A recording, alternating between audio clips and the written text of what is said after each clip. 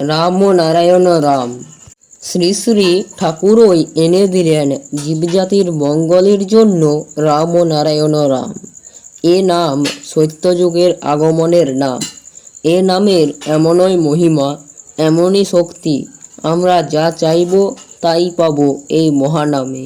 যদি প্রশ্ন করি আমি কে, কোথা হতে এলাম এ জগৎ মাঝারে, কোথায়ই বা আছি এ 3.5 হাত দেহ মাঝে, কোথায়ই বা যেতে হবে সকল স্ত্রী পুত্র কন্যা পরিবারকে কাঁদিয়ে, আপনজনকে ছেড়ে, সবই উত্তর আছে এই মহানামে। আমার তো মনে হয় সকলেরই হয় এই ধরাধামে চিরদিন থাকতে, স্ত্রী পুত্র পরিবার আত্মীয় স্বজন সকলকে নিয়ে, কিন্তু থাকতো যাচ্ছে না থাকা। আমরা মনে প্রাণে গেঁথে নিয়েছি সবাই চলে যাচ্ছে, 60 70 80 বা কেউ সেঞ্চুরি করেও চলে যাচ্ছে, তাই আমাকেও চলে যেতে হবে। এ তো শিয়াল কুকুরের মতো যাওয়া, কেউ মনে রাখবে না 2 দিন পর। তাই বলি স্মরণ রাখার মতো কিছু সাধনা ঘর সংসারে থেকেও সম্ভব। টিভি সিনেমা বন্ধুজনের আড্ডায় মশগুল না হয়ে একটু চেষ্টা করা যাক না। যুগে যুগে তো লক্ষ লক্ষ কোটি কোটি মানুষ জন্মাচ্ছে আর চলে যাচ্ছে জলের ঢেউয়ের বুদবুদের মতো। একটু কি চেষ্টা করা যায় না? এখনও ডাকলে পর তারা সম্মুখে হাজির হন।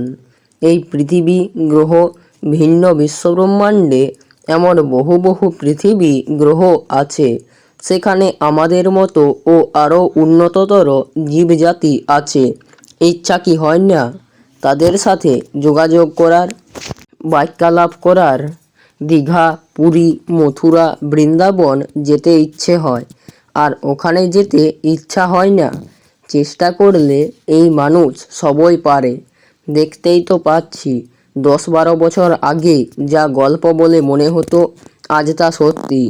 ঘরে বসেই হাজার হাজার মাইল দূরের খেলা, নাচ গান সবই মুহূর্তে দেখা যাচ্ছে। এটা বিজ্ঞান, বাস্তব সত্য। চিন্তার জগতে মানুষের মনে বাসনা জেগেছিল বলেই আজ মানুষ এই অসাধ্য সাধন করতে পেরেছে। তেমনি আমাদের মনে চিন্তার জগতে আলোড়ন ফেলতে হবে, প্রার্থনা করতে হবে ঠাকুরের কাছে। হে প্রাণপ্রিয় ঠাকুর, তুমি তো বলেছ এই ক্ষুদ্র বীজমন্ত্রে ও নামে অসীম ক্ষমতা দেওয়া আছে। এই মন্ত্র জপে ও নাম কীর্তন সাধনায় অসাধ্য সাধন হয়। তবে ঠাকুর আমাদের মনের ক্ষুধা দূর করে দিয়ে নিয়ে চলো ওই মহাকাশের অসংখ্য গ্রহ উপগ্রহে, যেখানে আছে আরও উন্নত শ্রেণীর জীবজাতি। তাদের সাথে বাক্যালাপ করার একটু মিশতে দাও। তাদের সাথে যোগাযোগ করে আরও অসংখ্য পৃথিবী তথা গ্রহ উপগ্রহ আছে, যেখানে সেখানে যায় এই বিশ্বচরাচর মাঝে অনন্ত মহাকাশে ওই আলোকবিন্দুগুলো যা উঁকি মারে রাতের আকাশে, গুণেও শেষ হবে না কোনো দিন।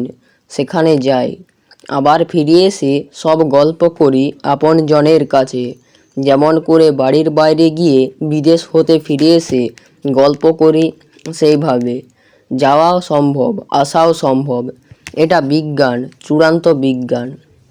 কেননা যিনি আবিষ্কার করেন তার শক্তি অসীম। তো আজকে এখানেই শেষ করছি, দেখা হচ্ছে পরবর্তী ভিডিওতে। ধন্যবাদ। রাম ও নারায়ণ রাম, রাম ও নারায়ণ রাম, রাম।